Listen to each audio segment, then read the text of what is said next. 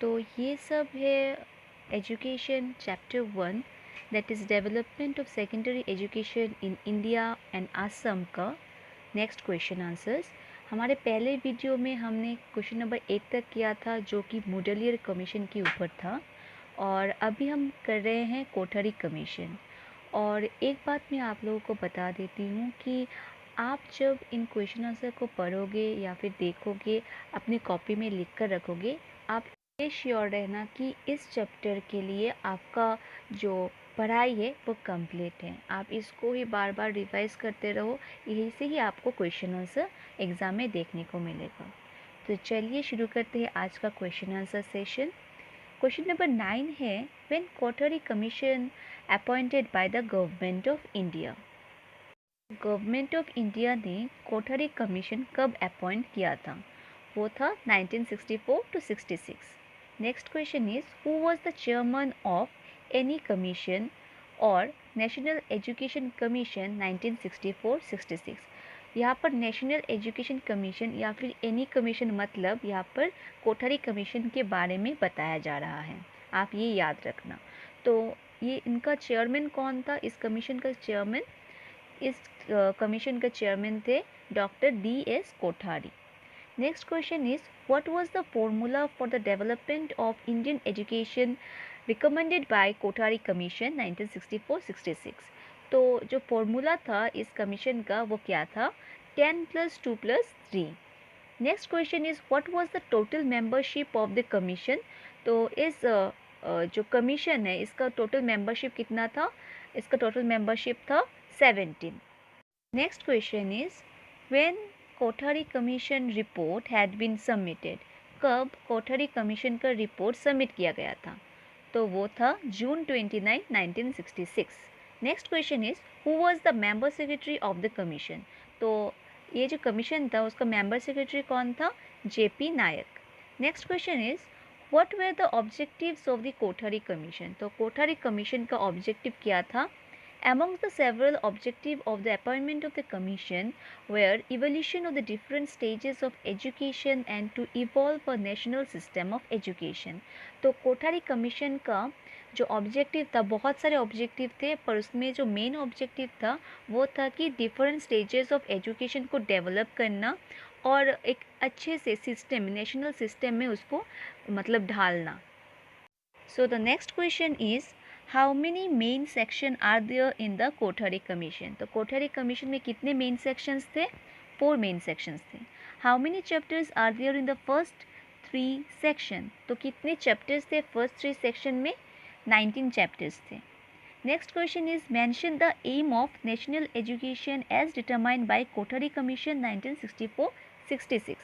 तो यहाँ पर कह रहे हैं कि नेशनल एजुकेशन कमीशन मतलब कोठारी कमीशन का मेन एम क्या था? तो यहाँ पर एम लिखा है, मैं आप लोगों के लिए रीड आउट कर रही हूँ। Number 1 is education and productivity, relating education to productivity by making science as an integral part of school and university stage, inclusion of vocational at the secondary level and work experience in technological ground including agriculture। तो यहाँ पर कहा गया है कि education को productive way से इसको शामिल करना ये उनका ऑब्जेक्टिव था या फिर उनका एम था। यहाँ पर वो कह रहे हैं कि साइंस को एक integral part of the education करना है। आप देखो, अगर आप डिग्री में भी हो या फिर आप अगर एचएस में हो, मतलब हायर सेकेंडरी में हो, डिग्री में हो या फिर यूनिवर्सिटी लेवल में जाओ, आपको एक फाउंडेशन कोर्स पढ़ना होता है और वो एक्चुअली में साइंस का ही पार्ट है, जहाँ एनवायरनमेंट के ऊपर एक बुक रहता है। और वो ये कहते हैं कि जो एग्रीकल्चर है, टेक्नोलॉजी है या फिर जो वोकेशनल कोर्सेज है वो भी इंक्लूड कर देंगे हमारे कोर्स करिकुलम में। तो ये ऑब्वियसली हम देखते हैं कि बहुत सारे एक्स्ट्रा वोकेशनल ट्रेनिंग भी इंक्लूडेड है हमारे स्टडी पैटर्न में। नेक्स्ट है कि सोशल एंड नेशनल इंटीग्रेशन। तो सोशल एंड नेशनल इंटीग्रेशन किसको कहते हैं? और यहाँ पर क्या कहा गया है? For social and national integration the commission suggested of establishment of common school for general education with minimum fees, compulsory social and national service at every level, organization of labor and social camps, NCC should be made voluntary and importance will be given on language policy. तो यहाँ पर क्या कहा गया है, social और national integration को social और नेशनल लेवल में बढ़ावा देने के लिए एजुकेशन को उन्होंने कहा कि उन्होंने सजेस्ट किया कि जनरल एजुकेशन के लिए कॉमन स्कूल बनाया जाएगा जहाँ पर मिनिमम फीस रखा जाएगा, और organisation of labour social camps ये भी किया जाएगा अलग अलग लेवल में एजुकेशन को बढ़ावा देने के लिए। इसके अलावा वॉलंटरी एक्टिविटी जैसे कि एनसीसी में आप भर्ती हो सकते हो, और लैंग्वेज को प्रेफरेंस दिया जाएगा कि आप ऐसे कोई भी लैंग्वेज में बोलो, कि ये ऐसा नहीं है कि आप बस इंग्लिश में आपको पढ़ना है, आप अपने लैंग्वेज में भी पढ़ सकते हो, ये वाला स्कोप आपको मिलेगा। थर्ड पॉइंट है एजुकेशन एंड मॉडर्नाइजेशन, मतलब एजुकेशन में नए सिस्टम या फिर मॉडर्न सिस्टम या फिर मॉडर्न टेक्निक को इंक्लूशन करना। In order to enable education to keep pace with the progress of modernization, Commission suggested of changing the approach of the method of education and changes in the education of teacher. Also, a quick expansion of secondary and higher education to face new challenges of national reconstruction. तो ये commission ये suggest कर रहे हैं कि जो education है उसको तालमेल बढ़ाना चाहिए, मनाना चाहिए मॉडर्नाइजेशन के साथ। तो इसके साथ मतलब in order to keep pace, मतलब उसके साथ तालमेल, एजुकेशन को मॉडर्नाइजेशन के साथ तालमेल बढ़ाने के लिए एजुकेशन के मेथड को चेंज करना पड़ेगा, वो टीचर के जो पढ़ाने का सिस्टम है उसमें चेंज लाना पड़ेगा, और उसके साथ वो ये भी कह रहे हैं कि न्यू चैलेंजेस को फेस करने के लिए हमें पुनर्निर्माण करना पड़ेगा हमारे एजुकेशन सिस्टम को।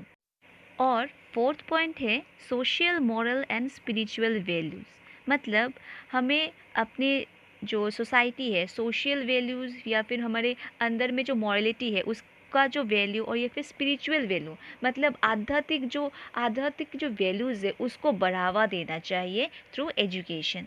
तो क्या कहते हैं कमीशन, तो कमीशन कहते हैं कि the commission stressed on value based education which should be related to life including social moral and spiritual values.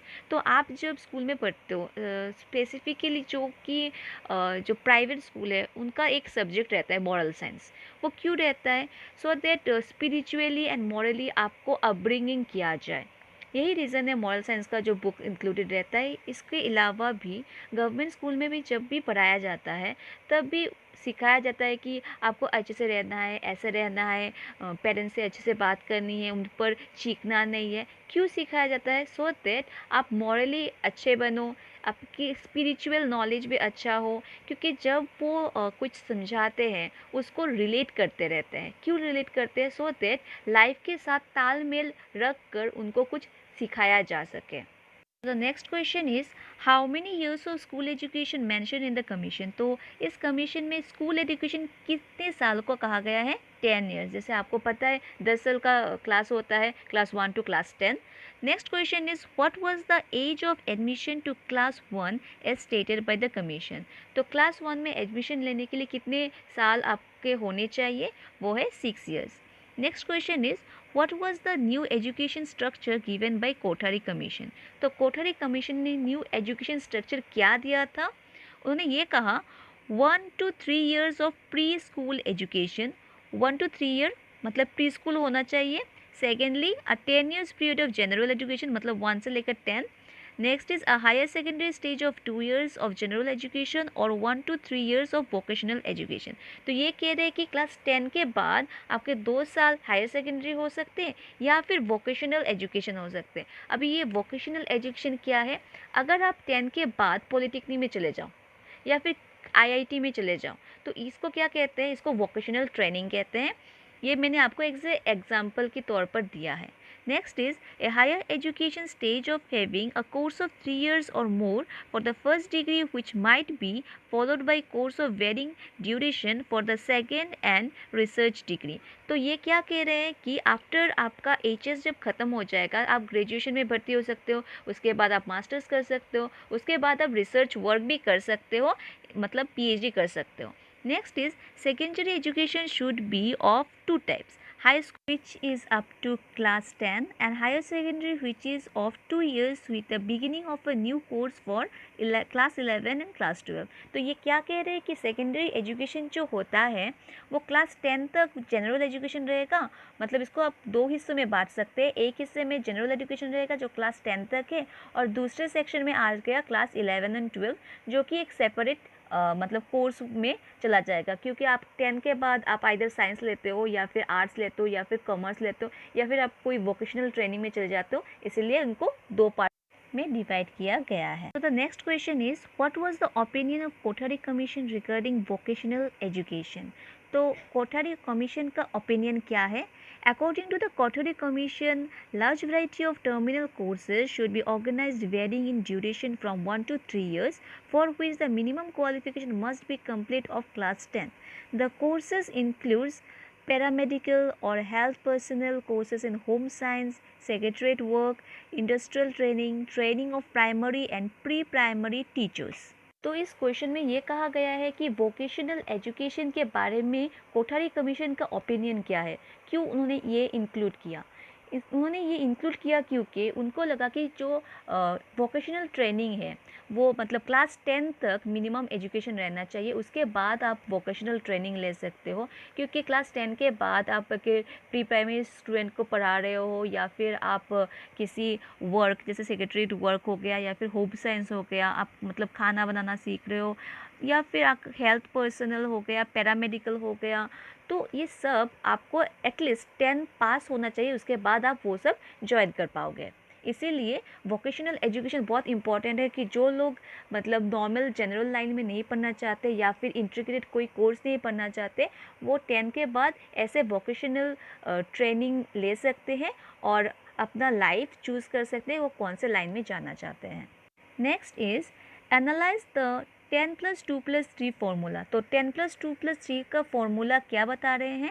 According to this formula of Kothari commission the ultimate objective is to adopt the pattern 10+2+3 higher secondary stage after class 10 for 2 years being located in the school, college or both according to the local condition. This general education also include vocational education for the upliftment of the area and nation as a whole. ये वाला question आपके exam में काफ़ी बार आ चुका है, इस फॉर्मूले को मतलब आप विस्तार से बताओ। तो ये कुछ नहीं है ऐसा, यहाँ पर यही लिखा है कि क्लास 10 तक आपको पढ़ना है, उसके बाद आप एचएस पढ़ सकते हो या फिर अगर 10 के बाद आपको किसी वोकेशनल एजुकेशन पढ़ना है वो भी कर सकते हो। नॉर्मली 10+2+3 का सिस्टम यही है कि 10 के बाद हायर सेकेंडरी करोगे 2 साल तक, उसके बाद आप ग्रेजुएशन करोगे 3 इयर्स तक, या फिर आप वोकेशनल ट्रेनिंग ले सकते हो। क्यों ले सकते हो? क्योंकि आपको अगर अपनी सोसाइटी को अपलिफ्ट करना है और ओवरऑल अपनी कंट्री को अपलिफ्ट करने के लिए ऐसा फॉर्मूला, ऐसा सिस्टम बनाया गया कोठारी कमीशन में।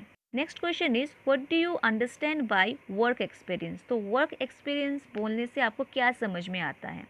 Work experience means the participation of students in productive situation at home, school, factory, firm, workshop, etc. in order to make learner economically self-sufficient and to make educative effort purposeful. इसका मतलब ये है work experience क्यों ज़रूरी है और उसमें क्या होता है। वर्क एक्सपीरियंस बच्चों को ये सिखाते हैं कि वो कैसे सेल्फ सफिशिएंट हो पाएंगे, वो अपने घर में काम कर सकते हैं, वो फैक्ट्री के लिए काम कर सकते हैं, स्कूल में काम कर सकते हैं, वो वोकेशनल वे से काम कर सकते हैं। जैसे कि सिखाया जाता है ना एक्स्ट्रा करिकुलर एक्टिविटीज़, तो वो स्कूल में सिखाया जाता है सो दैट बच्चे बचपन से ही आत्मनिर्भर हो पाए। वैसे भी आप अगर फॉरेन कंट्री में भी देख लो, वहाँ पर क्या होता है, अच्छे अच्छे घरों के लड़के और लड़कियाँ थोड़ा बहुत काम करते हैं, जैसे कि पेपर डिस्ट्रीब्यूट करना या फिर कार साफ करना, वो अपना पॉकेट मनी खुद ही निकाल लेते हैं। वो क्यों है? इसीलिए हम डेवलपिंग स्टेज में है और वो डेवलप स्टेज में है। यहाँ पर क्या होता है, अगर मिडिल क्लास लोगों के बोलेंगे कि नहीं एक बच्चा जा रहा है पेपर से, अरे इनका लड़का, वो शर्मा जी का लड़का पेपर दे रहा है, इनका लड़का, इनकी लड़की वो साफ़ कर रही है कार, तो कैसे देखते हैं इंडिया के लोग, मतलब उनके माइंडसेट अभी तक चेंज नहीं हुआ। तो आप सोच लो कि डेवलप कंट्री का माइंडसेट कैसा रहता है, कि उनको बचपन से जो सिखाया जाता है कि आप आत्मनिर्भर बनो। तो आज का क्लास यहीं पर ख़त्म होता है। हमारे नेक्स्ट वीडियो में हम बाकी के क्वेश्चनों को डील करेंगे। तो तब तक के लिए bye bye, stay safe, take care, stay tuned and also आप कमेंट ज़रूर करना आपको अगर कहीं पर भी प्रॉब्लम हो, या फिर आपको कोई और लेसन का मतलब समरी चाहिए या फिर क्वेश्चन आंसर चाहिए, आप मुझे कमेंट पेज में लिख सकते हो।